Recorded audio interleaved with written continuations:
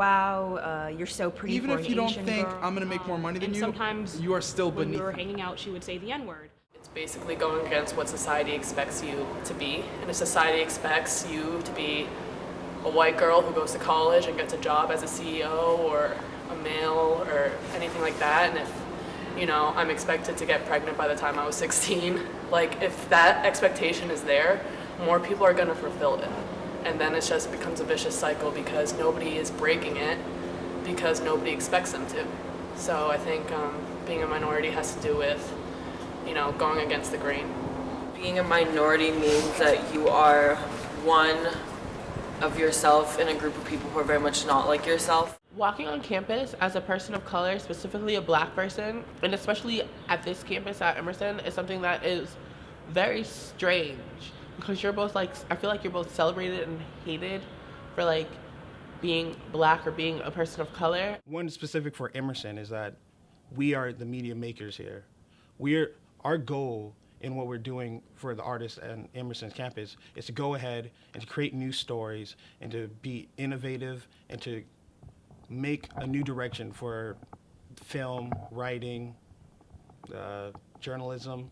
Because quite frankly, when I was acting and trying to find monologue pieces that would depict me the best, there weren't options. There were very few and in between, and I had to adapt a lot of pieces in order for it to fit who I am, in order for me to be like very truthful with the material.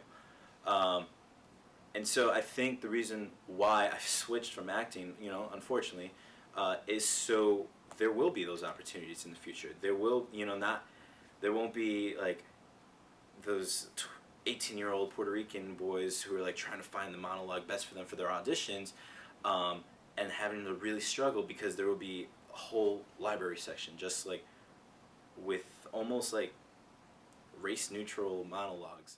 Right after the Boston Marathon bombing, after we finished classes, I went to the bar with some of my diplomacy class.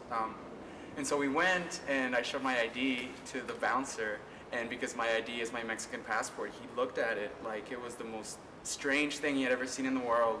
And he looks at me with a very suspicious look and he just tells me, "Open your bag." Within the first week of school, I moved in and my roommates and I were just talking, and one of them said that they looked at my Facebook before I got to school and thought that I would be too black to live with. And I'm not entirely sure, like to this day, I don't know what she meant by it, and she probably forgot that she even said it, but it was just one of those things where I was like taken aback and had to realize like where I was and how to move forward with that. And like we get along now fabulously, she's great, but it was just one of those things where I had to really consider like my surroundings and what I was going to be involved with like at Emerson. I think there's this idea of being colorblind as a positive thing, to ignore someone's race and to say, oh no, like we're good now if we just ignore everyone's race, like it means that we're all united, but really it doesn't recognize institutionalized racism that has put people of color in America at a disadvantage. It doesn't recognize that the reason why we are at this disadvantage in America, and by having ethnic diversity on campus, I think we can address those issues and we can talk about them. There's a lot of pride in my accent, where I come from, in everything that I have learned, and in all of the pain that all of the minorities face. There's a lot of pride. I like being a person of color. I would never want to be anything else but who I am, and I'm proud to be a person of color. There is more to me. There's more to me. There is more to me. Yeah.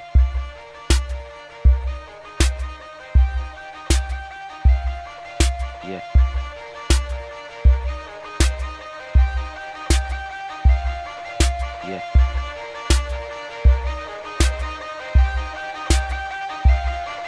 Yeah.